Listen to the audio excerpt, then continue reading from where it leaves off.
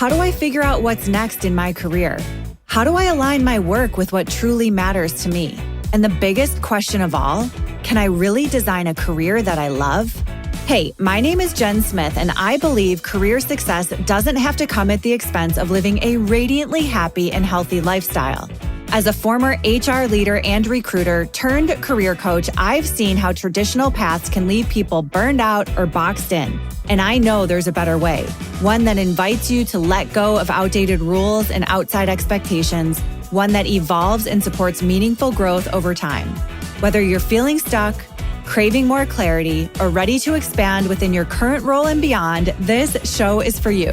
So grab your coffee or your kombucha, pull up a seat, and get ready to explore practical, modern strategies for building a meaningful, heart-based career.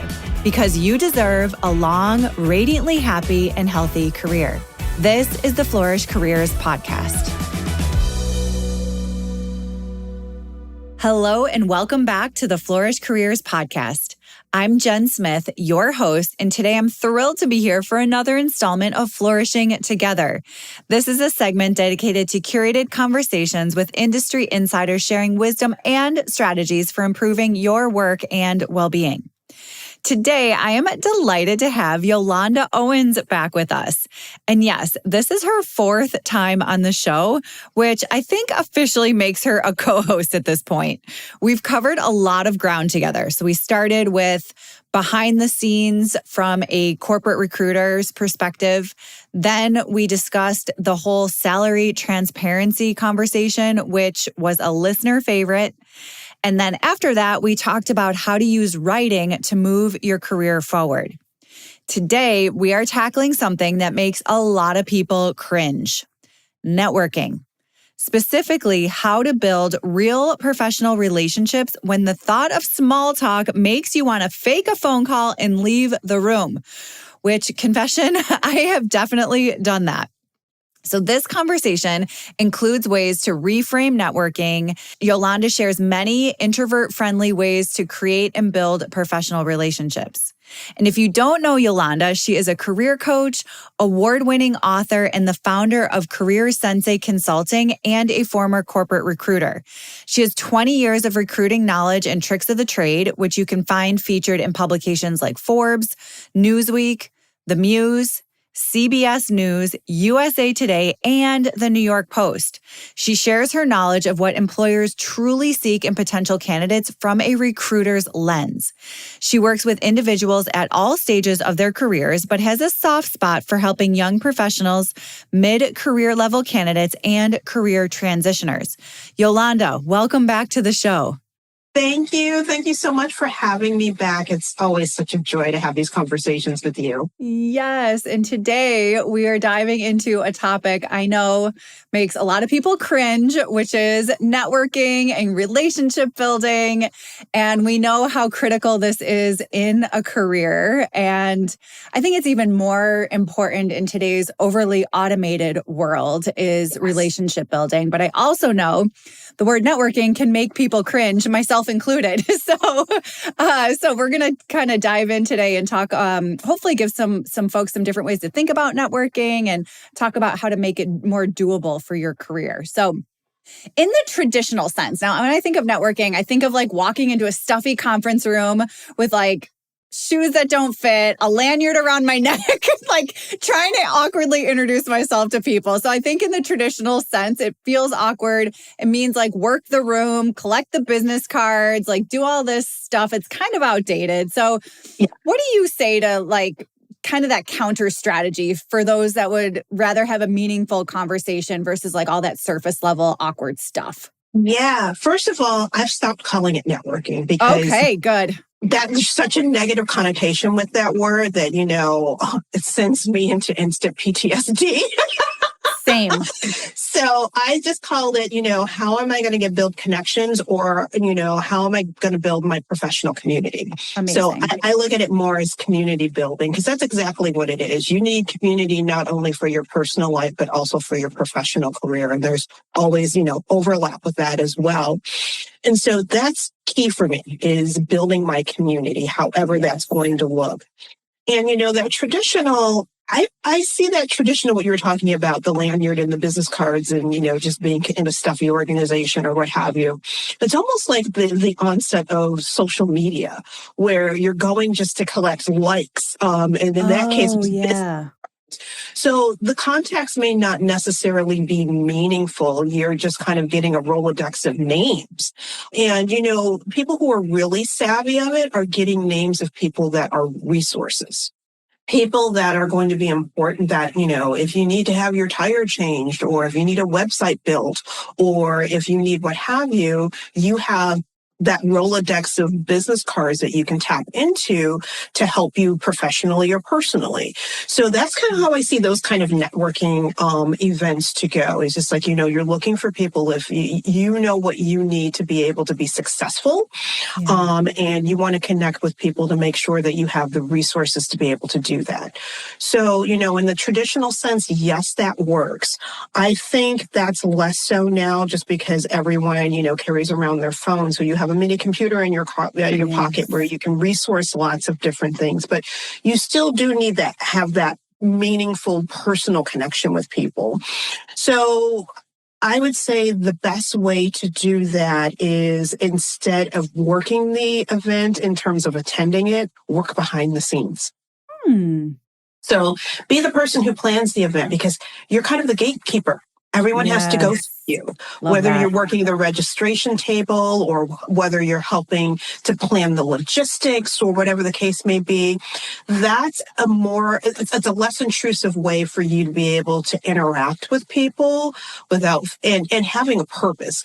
That was always my way of networking. I hate going to those events. I'm usually the fly on the wall or the person who's the wallflower. That's me. Because those events just make me, it gives me anxiety just thinking of it. Same. Working the event, then I can be on. I'm kind of one of those ambiverts who you can turn their extroversion on and off like a switch. So if I'm working an event, I'm going to be naturally extroverted because I'm in the mode of service. Yes. So I want to make sure that people are comfortable or that things are running smoothly or what have you. So I'm always the host of the party, not the party attendee. The host, because it gives me things to do. If I don't want to interact with people, good. I go buy, get another plate of, weenies in a blanket or whatever the case may be and bring out. But I'd rather be like the caretaker as opposed to be the person who is, the social butterfly. That puts me in a more comfortable place. And, I feel like I have more access to people. People are always gracious to the host and they remember the host, but you may not remember the person that you saw and spent, 30 seconds talking to. So I feel like that holds more weight.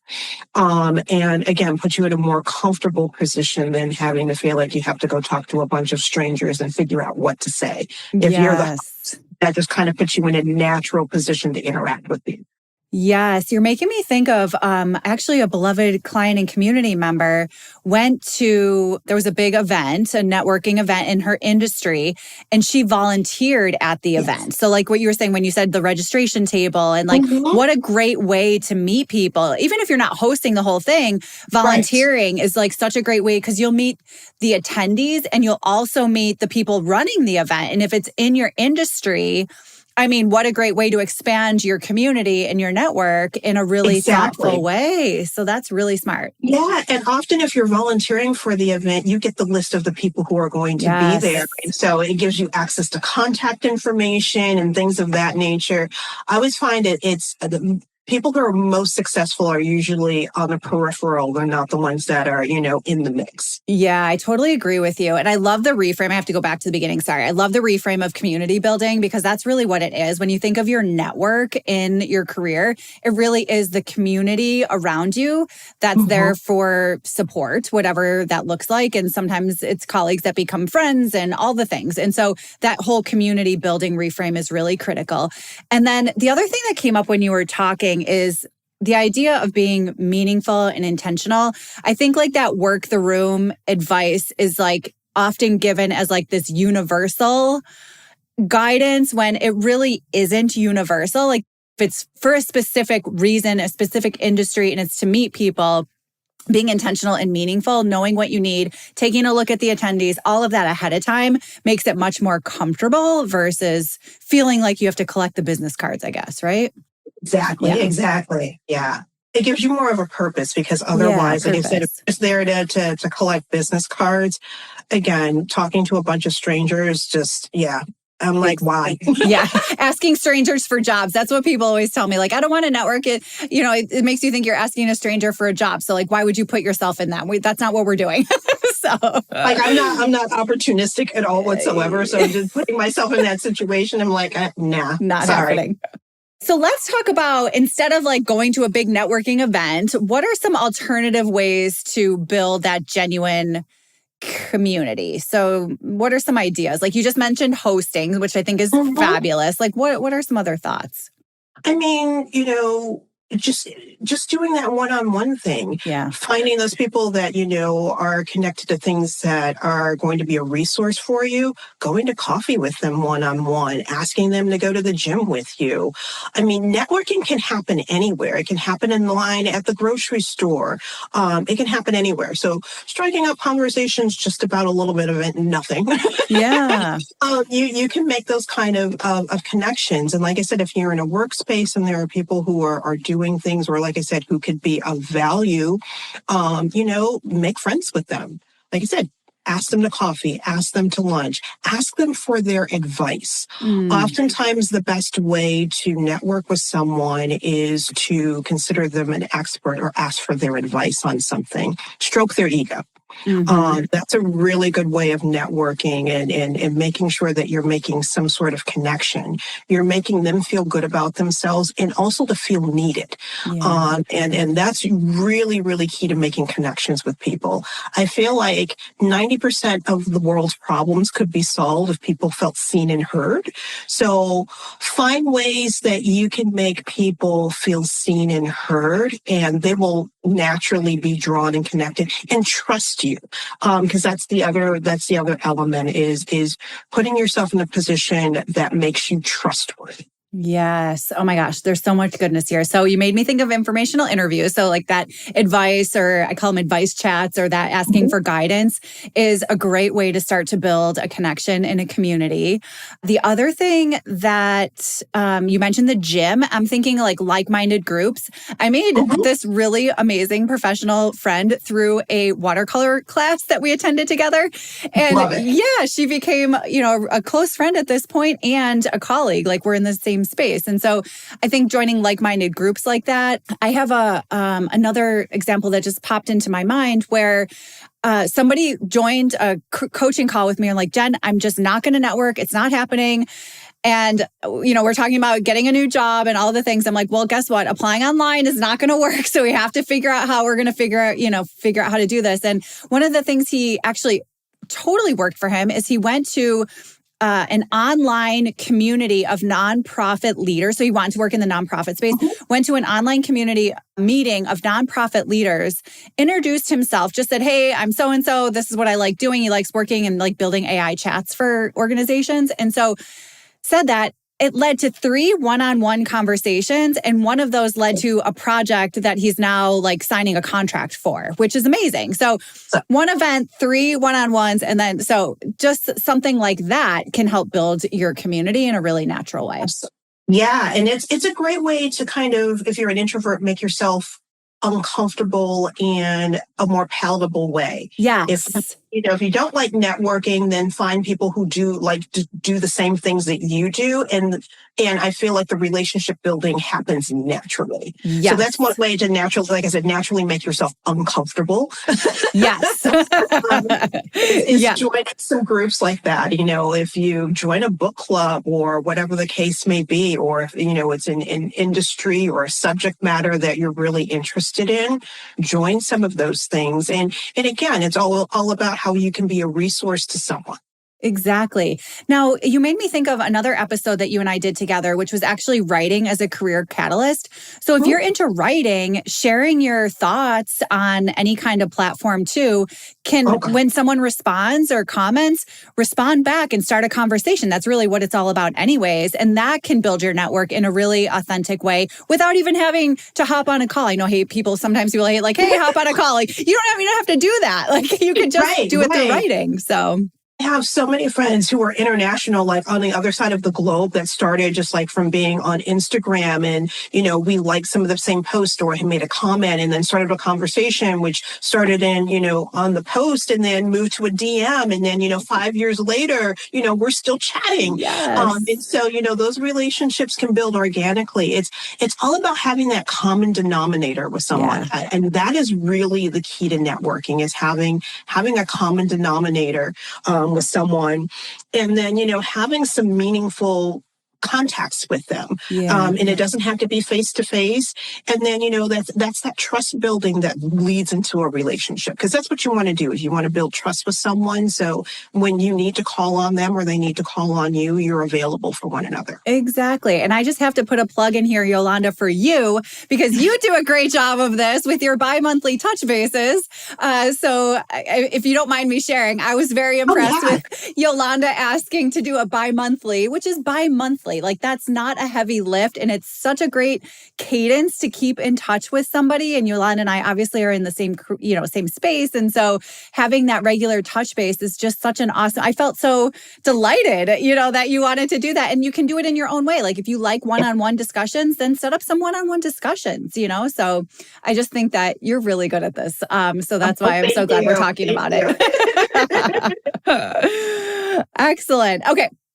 So over the past few years, especially since our lovely 2020, many people found online networking to be more comfortable. However, I'm seeing that in-person networking is starting to make a comeback. So what are your thoughts about, and we've talked about both of these in this conversation, but what are your thoughts about like balancing the two? And everybody's going to be different here, but what do you think about that? Yeah, I think it all boils down to proximity. For me, I like to be intentional. If someone is close by, I'd rather meet them for coffee or lunch or whatever the case may be. If my schedule is free and their schedule is free, to be able to meet up in person. And I intentionally try to do that at least once a month. Nice. Again, it gets me out of my comfort zone and out of the house and gives me a chance to go, meet with someone. And usually I try to pick someplace new. So I also, get like a new restaurant or coffee shop or, tea house or whatever the case may be, to be able to try out. And that works out really well. Like I said, because, I work for myself. So it's me, myself, and I. So it gives me a chance to get some social interaction. And then, like I said, I have friends who live in other parts of the country. So, that makes more sense for us to do online. But if I find myself, in their town or in their city, I'll reach out to them and be like, hey, I'm going to be where you are. Let's try to meet up. Or even if I'm not able to do that, saying I'm going to be in your state or in your area, can you recommend something for me? Or are there some people I could meet up with while I'm there? So, using that as leverage as well. That's kind of how I like to offset things. It's all about the proximity and being intentional to put yourself out there and kind of ease yourself back into doing more of the face-to-face. Yes. And isn't it so fun? I don't know if you've experienced this, but when you work with someone or you meet somebody online and then when you actually meet in person for the first time, it's like so fun. Even for an introvert. Yes. Most exciting thing ever when you just like you may have done, like the FaceTime or you've done a Zoom call or what have you, but there's nothing like feeling that person's energy when you meet them. It's just really, really exciting. It is. I had that experience a few times over the last couple of years. And this one that I'm thinking of at the end of last year, we have worked together for 3 years and never met in person. And then we finally facilitated a session in real life together. And it felt like we were sisters. It was so fun and just like made the connection like so much stronger too. So I kind of like that hybrid approach. Online's easier, but when you can meet face to face and in person and be intentional about it. Also, now that I'm thinking about it too, sometimes online can be easier and faster. and you can break the ice like with somebody. So it's like it's like online dating, right? You break the ice with somebody and then you go on your first date, you meet in person. It's kind of similar. Your whole book is on, right? About like how dating is like job searching. So it's kind of the same thing, right? Exactly. Have a little safe space where, you talk online first and then you move it to in person. Absolutely. Yeah. And it makes it a bit more exciting. Like I said, the energy is so much different. And like I said, you feel like you've known each other forever, but you're meeting for the first time. It's kind of a cool phenomenon. It is. It really is. So anyways, I love it. Okay. I know I hear this from people, and I'm sure you do too, is that sometimes people feel like they have nothing to offer. So especially early career folks in interviews and stuff like, oh my gosh, I don't have the experience. I don't have anything to offer. So how do you get over that? Like, how would you guide people to get over that? Yeah. Your value doesn't have to come from you personally. I would say that your connections are your currency. Making connections with people within your network, that's valuable currency. Yes. Because then you become that go-to person and you become that person who knows everybody, who is connected or very resourced. And that makes you a valuable commodity. And if you can position yourself as a valuable commodity, even if you don't have skills, your skills are going to be your resources. Making connections is a really easy way to add value. I think that's fabulous. Another thing that came to mind when you were just saying that is when you think about someone, like, let's say you were reading an article about podcasting, some kind of new trend, and you sent that to me, I would be so grateful for that, right? So like, that's an easy way to add value just because you're reading something and you thought of somebody. That's a really nice value add. So it doesn't have to be like this big thing. You don't have to have like this big idea or anything like that. It can be very simple. Yeah. And, to your point about, following up on something, that's a great way because oftentimes you have these great conversations and then things go flat. That's a good way to revitalize the conversation, to remember something. And when you're seeing something, whether it's a meme, whether it's an article, or, whether they told you about the vacation that they're going to be going on and you see this post about, the top 10 restaurants in Hawaii or whatever the case may be. Sharing information with people, and it's something to give some connective tissue and to give them a reminder of some of the things that you've talked about. That's a great way to make that reconnection with them if things have fallen flat. Yes. And you led to the next question that I do want to talk a little bit more about is the follow-up piece, because it really is, there's follow-up and there's also nurturing. And so this is really important. Like once you've made a connection or you've started to build a community, you want to be intentional about follow-up and staying in touch. And so what are your thoughts about like that? Obviously, you've got a great system with your bi-monthly one-on-one touch bases. What are some other thoughts for folks on that? I have these cheesy emails that I send out a couple of times a year. I think you've gotten my Thanksgiving. I love that Thanksgiving one. It's so good. Thanksgiving email. I send these emails out for various milestones, whether it's a holiday or whether, I've done something, professionally. I will write these cheesy little emails and send them out to everybody in my network. And I always have the call to action for them, to reach back out to me to let me know what they're up to. And oftentimes, people will reach back out. And then there are times when you don't hear anything from anyone. But I've learned a great lesson. This was probably about 10 years ago.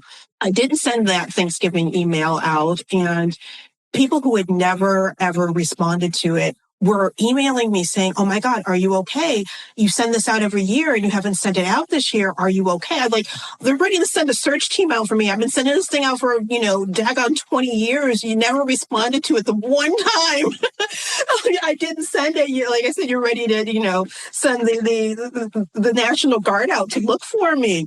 But it just goes to show that even if people don't respond, they're paying attention. Yes. So even if you're not getting responses to things that you're sending out there, know that people are watching, they're looking, they're reading, they're appreciating your efforts, even if they don't respond. Yeah. So no response doesn't mean that you stop doing it, because you're making an impact. It may not be something that you're able to see or is tangible, but you're making some sort of impact. So keep doing it and being, consistent and persistent with it. And trust me, it pays dividends because you never know when, later on when you need to ask for help.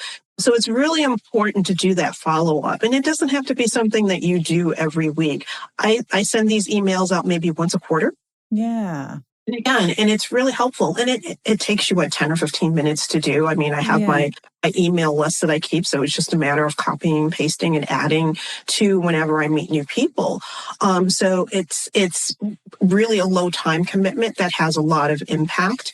And also, yields a lot of dividends as the years go by. Yeah, it keeps you top of mind, So just like a quick check-in like that once a quarter or however often you want to do it kind of keeps you top of mind. And they aren't cheesy, by the way. They're very entertaining and fun. So I just have to put a plug in there, especially that Thanksgiving one. Oh my gosh. Did you do a groundhog one once or no?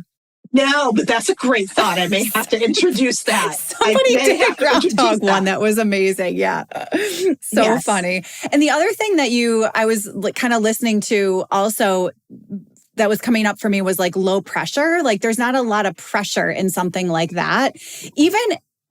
So here's another thing that kind of takes the pressure off as well, is if you do reach out to somebody and you want to follow up, let them know like, hey, no pressure to respond right away. Or I know you're super busy. Like, no need to respond to this. I was just thinking of you, wanted to send. So like make it low pressure, don't put all of that weight on your shoulders to follow up or continue to nurture or anything like that. You can make it as easy as possible. The other thing that came up too is like a quick DM to somebody. So like, it doesn't have to be an email. Like you could be in line at the grocery store. Like you were saying before, you could be in line at the grocery store and see something and think of somebody and just send them a quick DM and say, hey, by the way, no need to respond. I just was thinking of you and wanted to say hi. Like easy. That's such an easy way to nurture your network. Yeah. And I mean, I have this like whole catalog of like, different kinds of, pictures and memes and what have you. And oftentimes I'll see them or I'll see things that are posted on Instagram and it'll make me think of someone. And it's just so easy to be able to send that person, either copy the link and send it to them in a text message or DM them. And they appreciate it. And, even if they don't give me any more than just a little heart or a thumb up to what I've sent to them, at least you've had some sort of touch point with them and let them know that you're thinking of them. And it just kind of humanizes things. And I think everybody likes being thought of. And Definitely. Again, it's going back to what I was saying earlier. The best way to network is to make people feel seen and heard. And that's a really, really easy way to make people feel seen and heard. Yes. Two things about that. One is, to that point, paying somebody a compliment on something that you see them do out in the world goes such a long way. I mean, we both know putting work into the world is so scary. And so if someone I got a text message today about a podcast a few weeks ago that went out and she said she loved it and she's sharing it with everyone. Like that, literally melted my heart. Like that goes such a long way and it's such an easy thing to do. So paying a compliment is a really good way to do that as well. So I want to switch gears and talk about small talk because I have a friend and she just cringes every time she hears this or thinks that she has to have small talk with somebody. And a lot of people say it's kind of the gateway and you have to be good at it and all this stuff. So what are your thoughts on small talk? I would rather run naked through Walmart during a Black Friday sale. Oh my God. Basically. That's what I feel about small talk. Funny. All right. We asked the right person this question. So how do we get around it? I absolutely hate small talk. For me, like I said, I like being the wallflower, and I find these are the individuals who are the most connected, the people who are the quiet observers. The people who go to events and who observe and can tell you everything about everybody. Listening in on conversations. I know it sounds stalkerish or what have you, but there's a lot of value into that. Just to go to an event and be the person who sits in the background and observes everything. It's funny. And I had this conversation early in my career with a boss. He was a VP of HR and he came into my office one day and he sat down. He was just like, you need to network more. He's like, you're always hanging out with the secretaries, but you need to be networking with this person, that person, and the other person. And I let him finish his little spiel. And I was just like, I appreciate you saying that, but let me ask you this. Who do you get your information from? And he started laughing. I was like, yeah, you get it from your assistant, don't you? I was just like, that's why I hang out with them. Yes, they I'm know. making Yeah. that. I was like, they know where all the bodies are buried. They know all the information. They know the best places to eat. They know what your schedule is. I don't have to come to you. I said, so by me making nice, yeah, they're going to give me the information I want. And like I said, I was like, she's more connected than you are. Yes. So I often find the people who are behind the scenes or providing the support often are the best resources and the people that you want to make friends with. Yeah. And so, like I said, being behind the scenes and like I said, not necessarily having to be the center of attention often serves you really, really, really well. Yeah.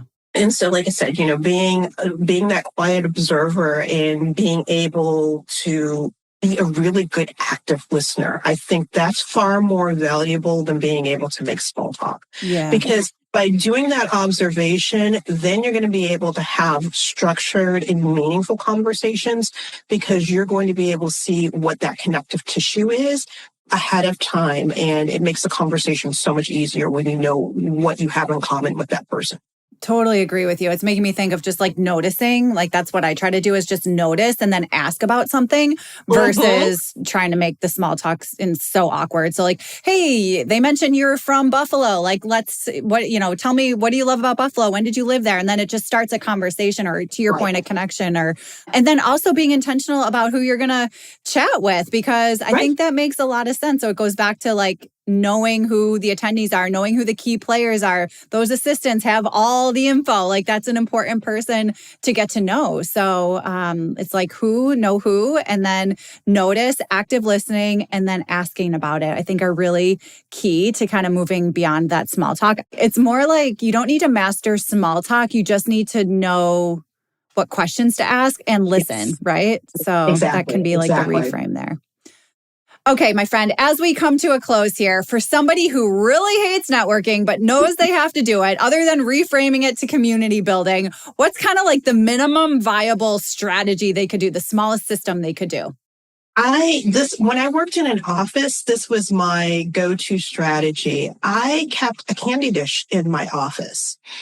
And so people would come in and grab candy. And my rule was you can take a piece of candy, but you have to tell me how your day is going. And it kept me connected to everyone in the office. I always knew everything that was going on in the office because everyone was always coming into my office to grab a piece of candy. And it just, natural conversations, how's your day been going or what's been going on with you? Or like you were saying, what's going on in your world? So take a piece of candy, answer that question for me, and you're good to go. So that made me very popular, first of all. I can imagine. I kept people bribed with Kit Kats. Ooh, yum. Like I said, I always knew what was going on in the office. Yeah. And so I would say to people, find your candy dish. It doesn't have to be a candy dish, but find a way to stay connected people, a real simple way to stay connected with people in the office. And again, I was providing a service as well. Yes, you were. I was a resource. This is like, if you want candy, I was the candy lady. But like I said, and then people, it was also created a safe space for people to come and talk, because oftentimes people would come into the office as a group or whatever to grab candy, and then we'd all have a conversation about whatever the case may be. So it created a safe space as well. So like I said, if you can find a way to be of value and again, simple as a piece of candy, honestly, it will change your life, make things so much easier for you. And it's something that you don't have to think about. The only thing I had to worry about was refilling the candy dish once a week. That's all I had to worry about. That's exactly right. If that's the most effort that I have to do in order to stay networked and connected to people, it's worth it at the end of the day. Yes. The word that's coming up for me here is natural. Like just make it natural, like a natural part of what you do. It doesn't have to be this other thing. It doesn't have to be this big, lofty goal or this separate thing. It's just a natural part of how you operate, whatever that means for you. So I love when you said, find your candy dish, like whatever natural means for you, figure that out and just use it and know that you don't have to overthink it. Like don't overthink it. Exactly. Yeah. Exactly. Yeah. Amazing. Yolanda, thank you so much for joining me again for the fourth time on the pod and for sharing all this wisdom. It's been such a delight. So where can people find you online? Yes, you can find me on LinkedIn, Yolanda M. Owens. You can find me on my website, careersenseiconsulting.com, or on my personal website, yolandamovens.com. Excellent. And we'll have all those links in the show notes. Listeners, as always, the notes from today's episode will be on the blog at flourish.careers/blog. Thank you so much for tuning in, and we'll talk to you next time.